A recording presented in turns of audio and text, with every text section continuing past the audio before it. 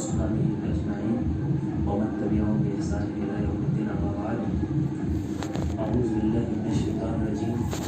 بسم الله الرحمن الرحيم. يا أيها الذين آمنوا اتقوا الله حق تقاته ولا تموتن إلا وأنتم مسلمون.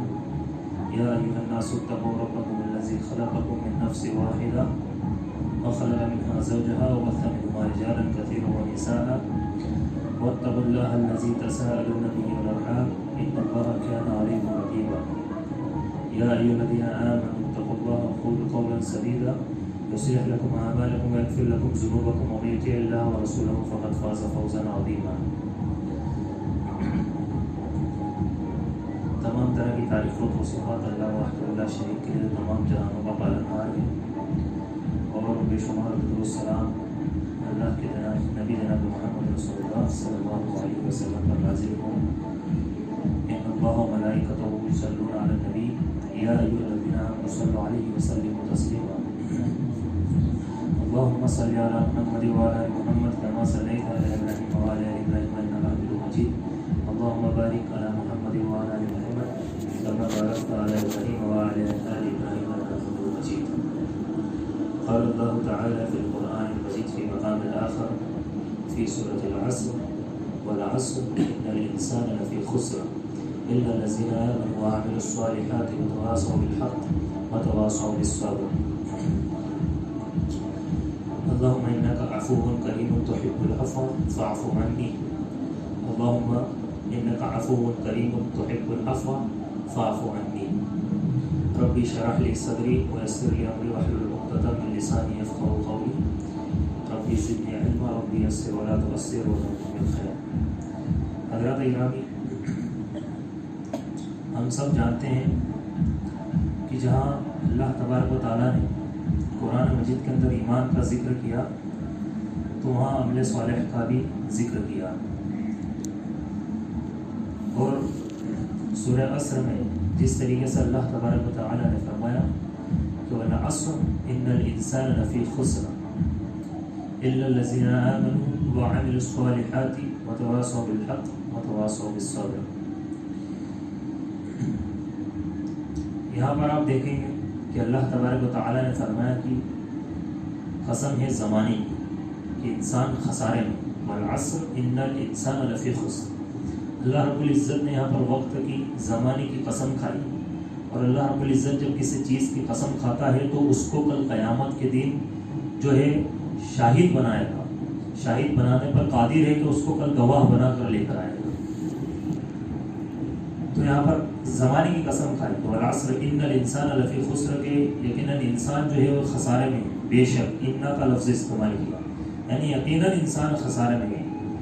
وتواصوا بالحق الا الذین آمنوا وعملوا الصالحات، سوائے ان کے جنہوں نے عمل کیا، جو ایمان لائے اور جنہوں نے نیک عمل کیا، اور وہ حق کے ساتھ جو ہے صبر کی تلقین کرتے رہے، صبر کے ساتھ حق کی تلقین کرتے رہے. یہاں پر اللہ تبارک و تعالیٰ نے 4 چیزوں کو جمع کیا: پہلا ایمان، دوسرا عمل، تیسرا حق، اور چوتھا صبر. جن کے پاس یہ 4 چیزیں ہیں تو وہ نقصان میں نہیں ہے، ان کے علاوہ جتنے ہو تمام کے تمام کیا ہے؟ نقصان میں.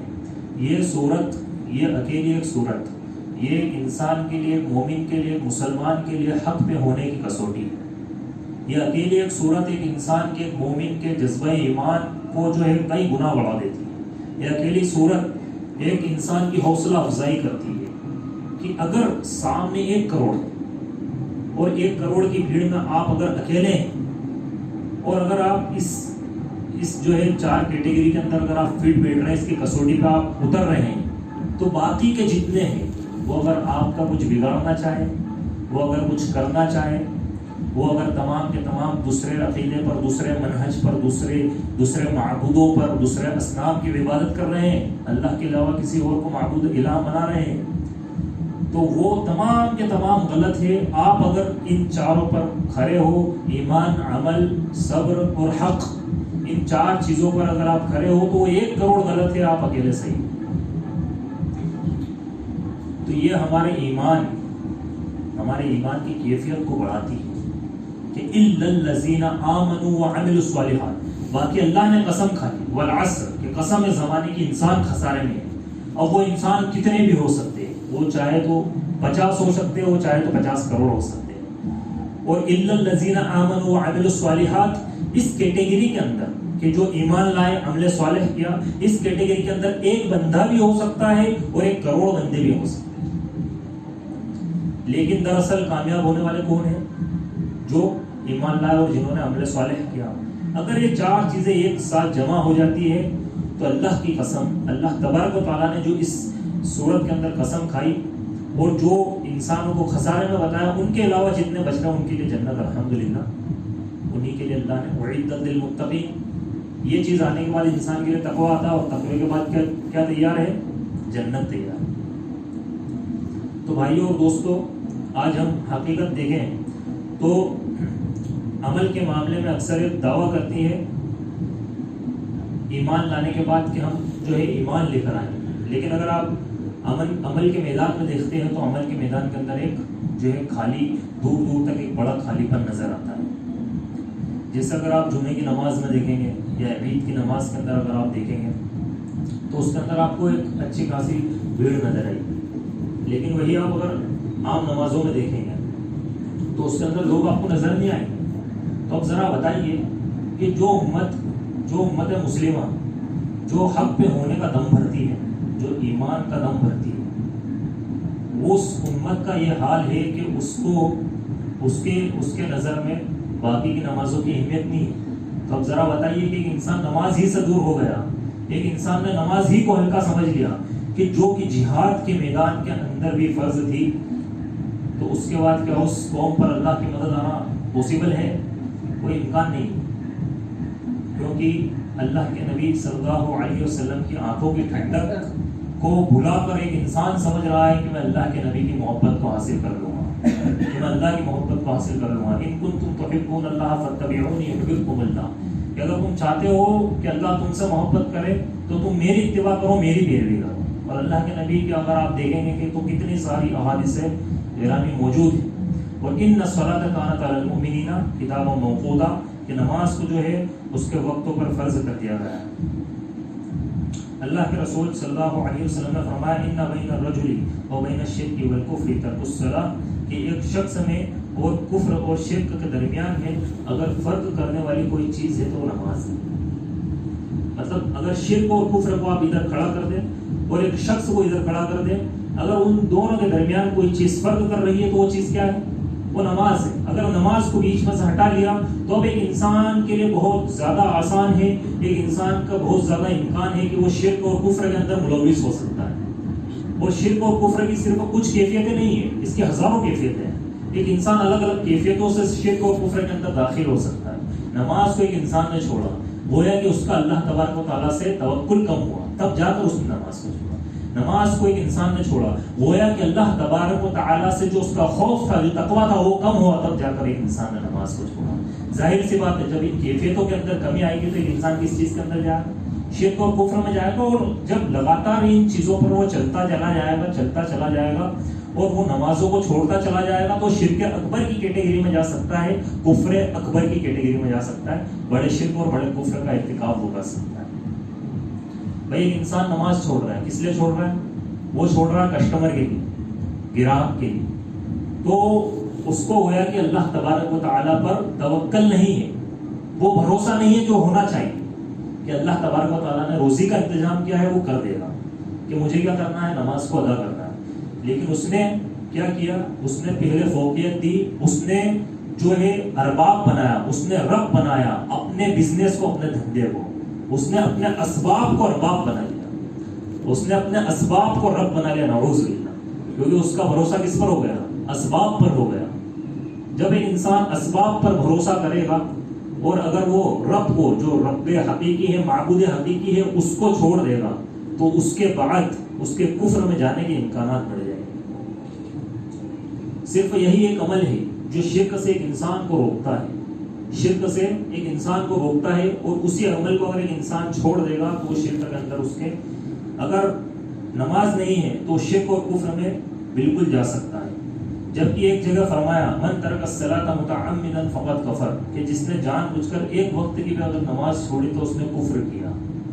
اب یہ حدیث موجود ہے اللہ کے نبی ابو داؤد کی حدیث ہے کہ جس نے جان بوجھ کر ایک وقت کی نماز چھوڑی تو اس نے کیا کیا؟ اس نے کفر کیا. اب ذرا بتائیے کہ ہم کتنے کفر میں ہم ملوث ہوتے ہیں، کتنی بار ہم کفر کے اندر ملوث ہوتے ہیں. ایک انسان کفر کا ارتکاب کرتے کرتے اکابرین کے اندر کب چلا جاتا اس کو پتہ نہیں چلتا. مطلب ایک نظام ایسا ہونا چاہیے کہ اگر ہم بزنس کرتے ہیں تو اس کا ایک شیڈیول ہمیں ایسا بنانا چاہیے کہ ہماری نماز جو ہے وہ قضا نہیں، ہماری نمازوں کی ہم پابندی جو ہے ریگولر ہم کر سکیں. اس چیز کے اندر، اس کیٹیگری کے اندر ہم تمام کے تمام آ جاتے ہیں. اور کہیں نہ کہیں ہم اگر دیکھیں گے تو یہ ہماری ایک بہت بڑی کوتاہی ہے کہ ہم عملی میدان کے اندر پیچھے ہیں. آج اگر ہم دیکھیں تو گھروں کے اندر دینی ماحول ہمیں نظر نہیں آتا. شادیوں میں سادگی اور دینی طریقہ نہیں ہے بلکہ بے دینی ہے.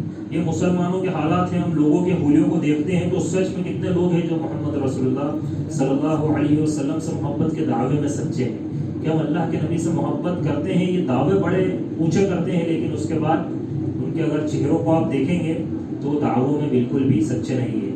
اکثریت کو اگر آپ دیکھیں گے تو مسلمانوں کی اکثریت جو ہے وہ فلم اسٹار کو کاپی کرتی ہے. فلم اسٹار کو کیا کرتی ہے؟ کاپی کرتی ہے. ہر ایک کے لیے کوئی نہ کوئی رول ماڈل بنا ہوا ہے. اگر 10 اسٹار ہے اس کے 10 کروڑ ماننے والے ہیں. ہر ایک کا ہے کوئی نہ کوئی رول ماڈل، ہر ایک نے بنا رکھا ہے کہ میں اس کو فالو کرتا ہوں، میں اس کو مانتا ہوں. تو یہ مسلمانوں کے حالات ہیں. اور جب اگر آپ ان سے پوچھیں گے حضرت ابو بکر صدیق رضی اللہ تعالیٰ عنہ کے کارنامے کے بارے میں، ان کو معلوم نہیں. حضرت عثمان غنی کے کارنامے کیا ان کو معلوم نہیں ہے. حضرت عمر کے کارنامے کیا ان کو معلوم نہیں ہے. حضرت علی کے کارنامے کیا ان کو معلوم نہیں ہے. جب آج کل کی لڑکیوں سے اگر آپ پوچھیں گے، جو نوجوان لڑکیاں ہیں ان سے اگر آپ پوچھیں گے حضرت خولہ کے کارنامے کیا ان کو پتہ نہیں. جبکہ حضرت خولہ وہ مجاہدہ تھی کہ جو جنگ کے میدان کے اندر اس قدر لڑتی تھی کہ معلوم ہوتا تھا کہ جو ہے سیف اللہ یعنی خالد ابن ولید لڑ رہے ہیں. آپ اگر دیکھیں گے آج کل کی لڑکیوں کو نہیں معلوم کہ حضرت فاطمہ کے کارنامے کیا ہے، ان کی حیات کیا ہے، ان کی حیا کیا ہے، ان کی زندگی کیا ہے، ان کی سیرت کیا ہے، ان کے علم کا معیار کیا تھا. حضرت عائشہ کے بارے میں نہیں معلوم. حضرت سمیہ رضی اللہ تعالیٰ عنہ جو کہ سب سے پہلی شہیدہ بنی، ایمان لے کر آئی اور کتنی دردناک ان کو شہادت جو ہے مشرکین نے دی، کفار نے دی. لیکن انہوں نے اس جام کو، اس زہریلے جام کو پی لیا لیکن اللہ کی توحید سے جو ہے کوئی سودا نہیں کیا. لیکن اگر آج آپ دیکھیں گے تو وہی لڑکیاں جو کہ ان کی ماننے والی ہے، وہی لڑکیاں جو کہ ان کو ماننے کا دم بھرتی ہے، جو کہ اللہ کے نبی صلی اللہ علیہ وسلم سے محبت کا دم بھرتی ہے، وہ آج نعوذ باللہ استغفر اللہ ارتداد کا شکار. آج نوجوان لڑکیاں ارتداد کا شکار ہے. مرتدین کی آپ آج شکار اگر آپ دیکھیں گے تو ڈیلی تعداد جو ہے کاؤنٹنگ بڑھتی جا رہی ہے. کس قدر جو ہے لڑکیاں جو ہے ارتداد کے راستے پر ہے اور ارتداد کا شکار ہو رہی ہے، کس قدر جو ہے مرتد ہو رہی ہے، دین سے پھر رہی ہے، کس قدر جو ہے اس 2-4 دن کی محبت کے لیے اور اس دنیا فانی کے لیے کس قدر جو ہے اپنے ایمان کا سودا کر رہی ہے. تو یہاں پر ہم دیکھیں گے تو ہمارے اوپر جو مصیبتیں آتی ہے، جو پریشانیاں آتی ہے، جو تکلیفیں آتی ہے، تو اس کا ایک سبب نہیں ہے، اس کے ہزاروں اسباب اور وہ سارے اسباب ہمارے اندر جمع. جو پریشانیاں آتی ہے وہ تمام کے تمام ہمارے ہاتھوں کی کرتوتوں کی وجہ سے. کیا ایک مسلمان بولتا ہے کیا مسلمان ہر طرف پریشان ہے، ہر طرف پریشان ہے؟ بتائیے بھائی ہم نے عمل کیا کیا؟ ہم اپنا دیکھیں، ہم اپنے گھربات میں جا کے ہم نے عمل کیا کیا؟ اللہ کے نبی صلی اللہ علیہ وسلم پر سب سے زیادہ جو لوگ ایمان لے کر آئے ہیں اللہ کے نبی کے کردار کی وجہ سے لے کر آئے، اللہ کے نبی کے اخلاق کی وجہ سے لے کر آئے. آج کا دن ہے، آج 20 رمضان ہے. آج کے دن کیا ہوا تھا بتائیے؟ آج کے دن فتح مکہ جیسا عظیم جو ہے پس منظر اسلام کی تاریخ کے اندر آیا تھا. فتح مکہ ایک ایسی فتح جو کہ بغیر جنگ کے ہوئی، بغیر ہتھیار کے، بغیر اسلحے کے اور بغیر جو ہے مار کاٹ کے ہوئی. اور وہ فتح مکہ کو اگر آپ دیکھیں گے تو اس کے اندر جو سب سے بڑی مثال ہے وہ ہے اللہ کے نبی صلی اللہ علیہ وسلم کی زبان سے الیوم یوم المرحمہ، کہ آج کا دن جو ہے رحم و کرم کا دن ہے. آج کا دن کس چیز کا دن ہے؟ رحم و کرم کا دن ہے. جب اللہ کے نبی پہنچے پیچھے سے آواز آئی، جب اللہ کے نبی صلی اللہ علیہ وسلم مکہ تشریف لے کر پہنچے، صحابہ کرام کا جو ہے جم غفیر پیچھے موجود تھا، لشکر بڑا موجود تھا. اسی شہر میں پہنچے جس شہر سے اللہ کے نبی کو ستا کر کسی زمانے میں نکال دیا گیا. پریشان کیا گیا تھا، صحابہ کرام کو کس قدر مارا گیا تھا، آل عمار آل یاسر کو کس طریقے سے جو ہے بے رحمی کے ساتھ شہید کر دیا گیا تھا. حضرت حمزہ رضی اللہ تعالیٰ عنہ کے قاتل وہاں پر موجود تھے، لیکن اس کے باوجود اللہ کے نبی صلی اللہ علیہ وسلم نے جب ان سے کہا کہ بتائیے کیا امید رکھتے ہیں، پیچھے سے صحابی کی آواز آئی کہ الیوم یوم الملحمہ، کہ آج جو ہے بدلے کا دن ہے. کس چیز کا دن ہے؟ آج بدلے کا دن ہے، کہ آج جو ہے جو پورا پرانا حساب کتاب ہے وہ چھٹا کر لیں گے. اللہ کے نبی نے فرمایا نہیں، الیوم یوم المرحمہ، کہ آج رحم و کرم کا دن ہے، کہ جاؤ تم سب کو میں نے معاف کر دیا، کہ میں نے تمام کو معاف کر دیا کہ جنہوں نے صحابہ کرام کو پریشان کیا. تو یہ صبر کی مثال ایسی جگہ اللہ کے نبی نے پیش کی، یہ رحمت کی مثال ایسی جگہ اللہ کے رسول نبی نے پیش کی کہ اس جگہ اللہ کے نبی کے ہاتھ میں پاور تھا اور صحابہ کرام کے ہاتھ میں پاور تھا کہ ان تمام کو صفحہ ہستی سے مٹا دیتے، ان تمام کو کچل کے رکھ دیتے. تو جب اللہ کے نبی اپنی پاور کی انتہا پر تھے، صحابہ کرام اپنی پاور کی انتہا پر تھے، اس وقت انہوں نے یہ پس منظر جو ہے پیش کیا، اور اس وجہ سے فتح مکہ جو ہے ایک عظیم جو ہے فتح بن گئی. تو یہ 20 رمضان آج کا دن ہے. تو اللہ کے نبی صلی اللہ علیہ وسلم پر جو لوگ ایمان لے کر آئے، وہ ہندا وہاں پر موجود تھی کہ نہیں تھی؟ کہ جس ہندا نے حضرت حمزہ کی جو ہے کی ڈیڈ باڈی کے ساتھ بے حرمتی کی تھی، نعوذ باللہ، اللہ کے نبی صلی اللہ علیہ وسلم کے چچا کے ساتھ. لیکن اس کے باوجود وہ ایمان لے کر آئی. وہ کیا لے کر آئی؟ وہ ایمان لے کر آئی، وہ مسلمان بنی. اور اس کے بعد اللہ کے نبی نے اس سے بولا کہ ہندا تو میرے سامنے بتایا کر، کہ جب تو میرے سامنے آتی مجھے میرے چچا جان کی یاد آ جاتی ہے. لیکن وہ ایمان لے کر آئے. اور کتنے ہی لوگ وہاں پر ایسے ایمان لے کر آئے کہ جنہوں نے اللہ کے نبی پر ظلم و اتیاچار کیا تھا. تو یہ ایمان کس لیے لائے بتائیے آپ؟ یہ اللہ کے نبی کی پرسنالٹی سے متاثر ہو کر ایمان لے کر آئے، اللہ کے نبی سے کردار سے متاثر ہو کر ایمان لے کر آئے.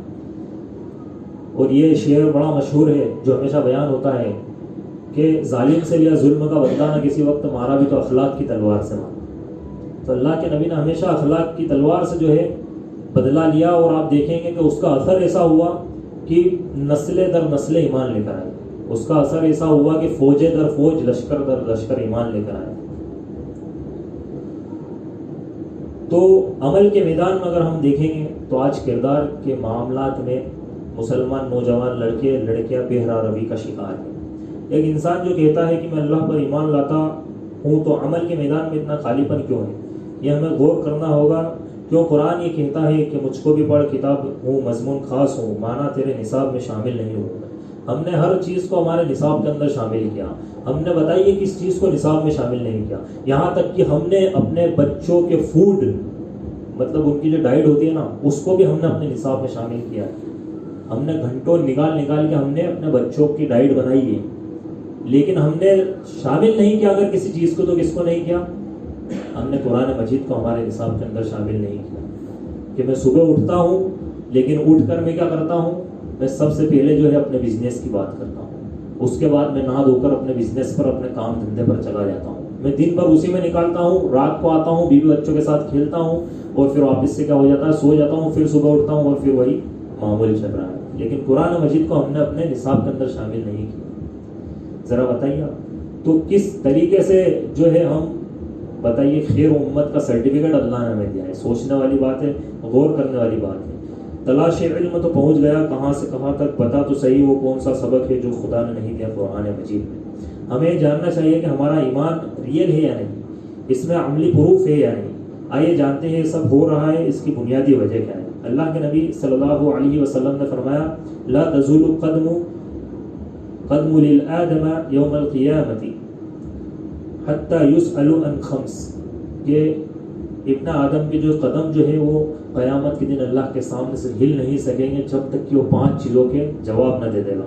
پہلی چیز ان عمرہ فیما افناہ، کہ اس کی عمر کے بارے میں اس سے سوال کیا جائے گا کہ بتا تو نے اپنی عمر کو کہاں پر گزارا، کس کام میں گزارا. اس کی عمر کے یعنی پوری زندگی کے بارے میں سوال کیا جائے. اب ابھی اگر ہم دیکھا جائے، ہم میں سے کتنے لوگ ریڈی ہیں کہ ہم اپنی عمر کے بارے میں جواب دے سکتے ہیں؟ اللہ تبارک و تعالیٰ نے اگر ہمیں سامنے کھڑا کیا ابھی کی کنڈیشن کہ اگر ابھی ہم دنیا سے چلے گئے، بھائی کسی کے پاس گارنٹی ہے، لکھا ہوا ہے کہ بھائی ایگریمنٹ ہے کہ میں 10 سال بعد مروں گا، یا میں 60 سال کا ہو کر مروں گا. ایک انسان کبھی بھی دنیا سے جا سکتا ہے. تو اگر ابھی کی کنڈیشن میں اللہ تبارک و تعالیٰ کے سامنے ہمیں کھڑا ہونا ہوا تو بتائیے کہ ہم اپنی عمر کا حساب دے سکتے ہیں وہاں پر؟ وعن شبابہ فیما ابلاغ، اور جوانی کے بارے میں پوچھا جائے گا کہ بتا جوانی کہاں پر خرچ کی. ومالہ فیما ومالہ من این اکتسبہ، اور مال کے بارے میں پوچھا جائے گا کہ بتا تو نے کہاں سے کمایا. ایک ایک روپے ایک ایک پائی کا وہاں پر حساب دینا پڑے گا. وفیما انفقہ، اور بتا تو نے کہاں پر خرچ کیا. بڑی آسانی سے دنیا کے اندر ہم نکلتے جا رہے ہیں. ہم سوچتے ہیں کہ بتاؤ اس سے میں کتنی آسانی سے بچ کے نکل گیا. ارے اس کو تو پتہ ہی نہیں چلا میں نے اس کو کس طریقے سے بیوقوف بنا دیا. ارے اس کو تو پتہ ہی نہیں چلا میں نے اس کو ایکسپائر چیز بھیج دی. ارے اس کو تو پتہ ہی نہیں چلا میں نے دام سے زیادہ ریٹ اس سے جو لکھے ہوئے تھے اس سے زیادہ نہیں لیا. یہاں بڑے مطلب جو ہے ہم اپنے وہ قصے جھاڑتے ہیں. لیکن بتائیے کہ کیا اس کے بعد ایک عدالت نہیں لگے گی کہ جس عدالت کا مالک کائنات ہوگا، اس عدالت کا مالک جو ہوگا وہ ذرہ برابر چیز کو بھی جو ہے اس کے ترازو پہ ناپ لے گا. کوئی چیز ذرے کو نہیں ناپ سکتی، لیکن اللہ تبارک و تعالیٰ جو ہے وہاں پر پکڑ بن جائے گا. تو وہاں پر اس چیز کا جواب دینا ہے. یہاں پر بڑی آسانی سے نکل جاؤ. وفیما انفقہ، مال خرچ کیا تو کہاں خرچ کیا بتا. ایک انسان اپنے منہ سے بتائے گا، ایک انسان جواب دے گا وہاں پر، بولے گا وَمَاذَا عَمِلَ فِيمَا عَلِمَ، اور جو تیرے پاس علم تھا اس کے مطابق عمل کتنا کیا. یہ جو ہے بنیادی سوال ہوگا وہاں پر. علم کے مطابق تو نے عمل کتنا کیا. امام ترمذی نے اس حدیث کو اپنی سنن میں جمع کیا ہے. عمل کے متعلق سوال ہوگا. جو لوگوں کو پتا تھا، لوگ جانتے تھے، سب جانتے تھے کہ حلال کھانا چاہیے، سب جانتے تھے کہ جھوٹ نہیں بولنا چاہیے، سب جانتے تھے کہ بے حیائی سے بچنا چاہیے، سب جانتے تھے کہ اللہ تبارک و تعالیٰ ہمیں ہمارے پوشیدہ رازوں کو جانتا ہے. سب جانتے تھے کہ اللہ تبارک و تعالیٰ ہمیں کھلے میں بھی دیکھ رہا ہے اور ہم اگر بند کمروں کے اندر وہاں پر بھی ہمیں دیکھ رہا ہے. سب جانتے تھے کہ ہمارا دلوں کے اندر کیا ہماری بات چل رہی. سب جانتے تھے کہ ہم نے مال کہاں پر خرچ کرنا ہے، کہاں پر نہیں کرنا، اس کے باوجود اس کو غلط جگہ پر لگایا. سب جانتے تھے کہ ہمیں زکوٰۃ کو ادا کرنا ہے. سب جانتے تھے کہ اگر ہم جو ہے ہمارے پاس استطاعت ہے حج کرنے کی تو ہمیں حج کرنا ہمارے اوپر فرض ہے، لیکن اس کے باوجود نہیں کیا. یہ تمام چیزیں جانتے تھے کہ نماز جو ہے 5 وقت کے اللہ نے فرض کی ہے. یہ سب جانتے ہیں. ایک بچہ جانتا ہے. ایک 10 سال کے بچے سے آپ پوچھیں گے وہ بولے گا کہ ہاں اللہ نے 5 وقت کی نماز کو فرض کیا ہے. تو ہم کیسے بول سکتے ہیں؟ ہم جانتے تھے، اور جو ہم جانتے تھے اسی کے تعلق سے اللہ تبارک و تعالیٰ ہم سے سوال کرے گا. ابھی ہم یہاں بیٹھے، ہمارا علم میں بڑھوتری ہو رہی ہے. ہم اس مجلس کے اندر بیٹھے ہیں، جو علم ہمارے پاس آئے گا اللہ تبارک و تعالیٰ اس کے تعلق سے ہم سے سوال کرے گا. لیکن اس کا مطلب یہ نہیں ہے کہ انسان بولے.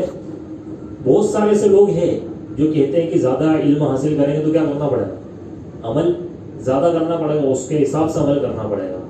لیکن یاد رکھیے کہ بنیادی چیز یہ ہے کہ طلب العلم فریضۃ علی کل مسلم و مسلمۃ. اللہ نے تو وہ بھی فرض کر دیا ہے کہ طلب العلم فریضۃ علی کل مسلم و مسلمۃ، کہ ہر مسلمان مرد پر اور ہر مسلمان عورت پر علم کا حاصل کرنا واجب کر دیا گیا ہے، فرض کر دیا گیا ہے. یعنی علم تو آپ کو حاصل ہی کرنا ہے کسی بھی قیمت پہ.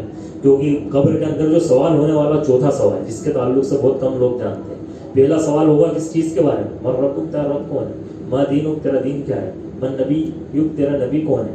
پھر جو چوتھا سوال ہوگا وہ اس تعلق سے ہوگا کہ بتا تو نے قرآن مجید کو پڑھا ہے نہیں پڑھا، اور پڑھا تو اس پر عمل کتنا کیا. تو یہ پڑھا یا نہیں پڑھا، یہ چیز کا جب سوال ایک بندے سے اگر قبر کے اندر ہو گیا تو بتائیے اس وقت وہ کیا جواب دے گا. تو یہ ہوا کہ نہیں ہوا فرض علم حاصل کرنا؟ تو علم حاصل کرنا ضروری ہو، کرنا چاہیے. اگر ایک انسان نہیں کرتا اور اس سے بچتا ہے تو وہ موت تک بچ جائے گا، موت کے بعد نہیں بچ سکے. وہ کب تک بچ جائے گا؟ جب تک اس کی عمر لکھی ہوئی تب تک وہ علم سے بچتا جائے گا کہ حاصل نہیں کرنا، عمل نہیں کرنا. لیکن اس کے بعد وہ پکڑ میں آ جائے گا، کیونکہ پکڑ میں تو ایک انسان کو آنا ہی ہے. ان بطش ربک لشدید، کہ رب کی پکڑ اتنی مضبوط ہے کہ انسان چھوٹا نہیں سکے گا. بڑی سخت پکڑ اللہ رب العزت کی. یہ سب انسان جانتا ہے کہ سود جو ہے وہ لینا ایک عظیم گناہ ہے. سب جانتے ہیں کہ اللہ کے حق کیا ہے، بندوں کے حق کیا ہے. لیکن اس کے باوجود بھی جو ہے صرف اور صرف غور و فکر اور تدبر نہ ہونے کی وجہ سے کہ انسان نے باتوں پر عمل نہیں کیا. اور سب سے بڑی وجہ یہ ہے کہ فکر اور تدبر ہمارے اندر سے ختم ہو چکا ہے. قوت فکر و عمل پہلے فنا ہوتی ہے، قوت فکر و عمل پہلے فنا ہوتی ہے. تب کسی قوم کے شوکت پہ زوال آتا ہے، اس کے بعد جا کے قوم کی شوکت پہ زوال آ جاتا ہے۔ تو کیا وجہ ہے کہ انسان ایمان لانے کے بعد عمل میں پیچھے رہ جاتا ہے؟ اگر آپ دیکھیں گے اسلاف کی زندگیوں کو اٹھا کر پڑھیں گے، اور اگر آپ صحابہ کرام کی زندگیوں کو اٹھا کر پڑھیں گے، ان کا مطالعہ کریں گے، آپ اس کے اندر یہ پائیں گے کہ کس قدر اللہ تبارک و تعالیٰ نے جس قدر قرآن مجید کے اندر ان الذین آمنوا وعملوا الصالحات اس جیسے آیتوں کا تذکرہ کیا کہ ایمان لائے اور عمل صالح کیا، جس قدر اللہ نے جس طریقے سے قرآن کے اندر اس آیت کے اندر عمل کے ساتھ علم کو ملحم کر دیا، ملا دیا، اس طریقے سے انہوں نے اپنی زندگی کے اندر عملی جامہ اس آیت کو پہنا دیا۔